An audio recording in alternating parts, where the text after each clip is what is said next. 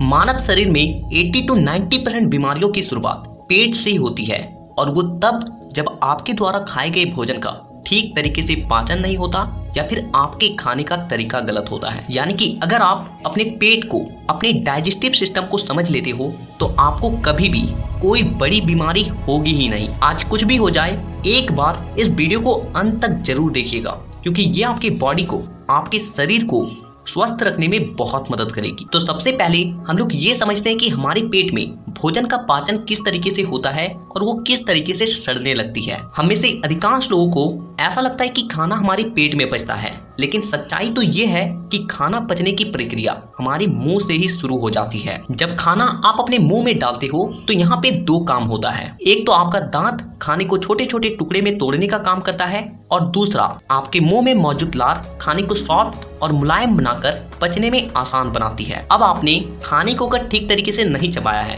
तो खाने को सड़ने का पहला गलती अपने मुंह से ही कर चुके हैं। खाना लगभग 25 सेंटीमीटर लंबी आहार नली से होकर पेट में पहुंचती है। आहार नली के आखिरी सिरे पे एक गेट की तरह होता है जो कि खाने को नीचे उतारने के बाद अपने आप ही लॉक हो जाता है ताकि खाना आहार नली से दोबारा ऊपर जा ना पाए। अब जब खाना आपके पेट में आता है तो यहाँ भी आपका पेट दो अहम कामों को अंजाम देता है। पहले तो आपका पेट HCl नाम का एसिड छोड़ता है जिसे हम लोग पाचक रस के नाम से भी जानते हैं। जो खाना आप खाते हैं उसमें कई सारे पोषक तत्वों के साथ साथ कई सारी बैक्टीरिया भी मौजूद होती है जो कि काफी हद तक आपके शरीर को नुकसान पहुंचा सकती है। इसीलिए आपके पेट के द्वारा छोड़ा गया एसिड खाने में जितने भी उपस्थित बैक्टीरिया होती है उसे पेट के अंदर ही मारने लगती है और जब लोगों में ऐसा नहीं होता है तो उल्टी और दस्त जैसी समस्याओं का सामना करना पड़ता है। फिर ये पाचक रस आपके खाने को पचाने का भी काम करता है, लेकिन कुछ लोगों का पाचन तंत्र कमजोर होता है तो उन लोगों का खाना पचने की जगह सड़ने लगती है और ऐसे लोगों को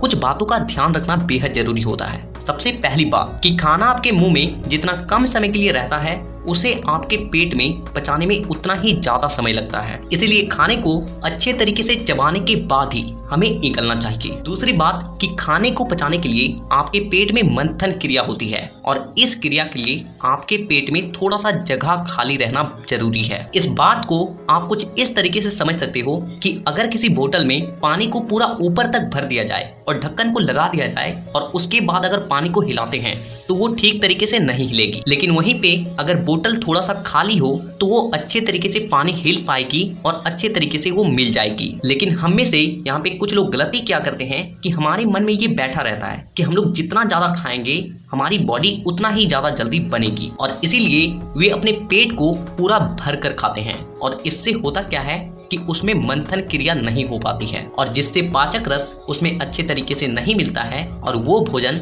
लंबे समय तक वहीं पे पड़ा रहता है और जिसकी वजह से वो भोजन पचने की जगह सड़ने लगती है। इसीलिए आपको इस बात का ध्यान रखना है कि आपको कभी भी एक बारी में अपने पेट को पूरा भरकर नहीं खाना है। तीसरी बात कि हमें कभी भी एक साथ बहुत अलग अलग चीजों को नहीं खाना चाहिए क्योंकि हर खाने को पचाने के लिए अलग अलग तरह के पाचक रस की आवश्यकता होती है और जब एक ही बार में आपके पेट के अंदर बहुत अलग अलग तरह का खाना जाता है तो आपका पेट कंफ्यूज हो जाता है कि उसे कौन सा पाचक रस रिलीज करना चाहिए और जिससे होता ये है कि उस खाने को पचाने के लिए पेट को बहुत ज्यादा मेहनत के साथ साथ बहुत ज्यादा समय भी देना पड़ता है और जिससे हमें बहुत लंबे समय तक भारीपन और बेचैनी सा महसूस होने लगता है। चौथी बात कि चीनी से बनी चीजें आपके पेट में जाकर गैस पैदा करती है जिससे सीने में जलन और गैस जैसी समस्याएं होने लगती है और इसीलिए आपको सबसे पहले इन चारों गलतियों का सुधार करना चाहिए। अब यहाँ से असली काम शुरू होता है। जब खाना अच्छे तरीके से बारीक पेस्ट में बदल जाती है तो वो खाना छोटी आंत में जाने लगती है। तभी आपके लिवर के पास मौजूद पित्त के थैली से एक हरा रंग का रस निकलता है जो कि आपके भोजन को एसिडिक बना देती है। जब खाना छोटी आंत में आती है तो यहाँ पे जो सबसे जरूरी काम होता है वो है खाने से पोषक तत्व को सोखना और उसे अपने शरीर के अलग अलग हिस्से तक पहुंचाना। हमारी छोटी आंत अंदर से कुछ इस तरीके का दिखाई देती है जिसमें छोटी छोटी उभारी होती है जिसमें अंदर से नसें लगी होती है जो कि हमारे शरीर के अलग अलग हिस्से से जुड़ी होती है। आपका खाना जैसे जैसे छोटी आंत से होकर गुजरती है खाने में जो भी अच्छी बुरी चीज होती है वो छोटी आंत के द्वारा सोख लिया जाता है और जिससे उसमें जितने भी पोषक तत्व होते हैं वो हमारे पूरे शरीर में फैल जाती है और फाइनली आपका खाना बहुत लंबा लंबा सफर तय करने के बाद जो बेकार चीजें बचती है उसे बड़ी आंत में भेज दिया जाता है। और यहाँ पे भी आपको कुछ बातों का ध्यान रखना बेहद जरूरी है। सबसे पहली बात कि जब बचा हुआ खाना छोटी आंत से बड़ी आंत में जाती है तो उसे यू टर्न लेकर ऊपर चढ़ना होता है। और आप ये जानते होंगे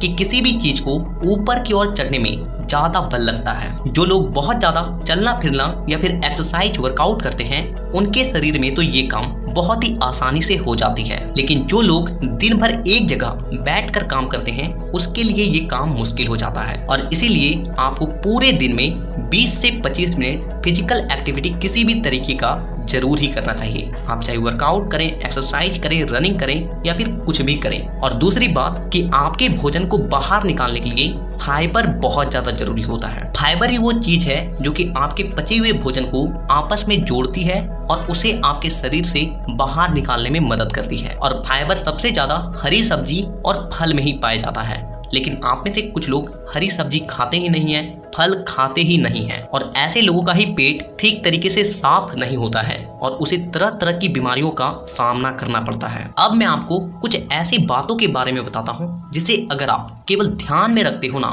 तो आप जो भी खाओगे वो कन कन पचेगी और उसका कन कन आपके बॉडी में लगेगी। सबसे पहली बात कि जैसे ही आप सुबह उठते हो तो आपको उठने के तुरंत बाद ही 1 से 1.5 गिलास पानी को घुट घुट करके पीना है। ऐसा करने से क्या होता है कि सुबह का लार आपके पेट में जाती है और ये लार आपके बॉडी को डिटॉक्स करने का काम करता है। आपके शरीर में जितनी भी गंदगी है उसे बाहर निकालने का काम करता है। आप में से बहुत से लोग लार को बहुत ज्यादा मामूली चीज समझते हैं, लेकिन इसी लार के ऊपर अष्टांग हृदय पुस्तक में 1800 पन्ने लिखे गए हैं। आप सोच सकते हो कि लार में कितने ज्यादा औषधीय गुण होते हैं। दूसरी बात कि खाने के तुरंत बाद पानी कभी भी ना पिए। देखिए, जब हम लोग खाने के तुरंत बाद पानी पी लेते हैं तो हमारे पेट में जो पाचक रस होता है वो बहुत ज़्यादा पतली हो जाती है और जो कि हमारे भोजन को ठीक तरीके से तोड़ नहीं पाती है और जिससे हमारा भोजन पचने के बजाय सड़ने लगती है और इसी से हमें गैस, अपचन, कब्ज जैसी समस्याओं का सामना करना पड़ता है। इसीलिए आपको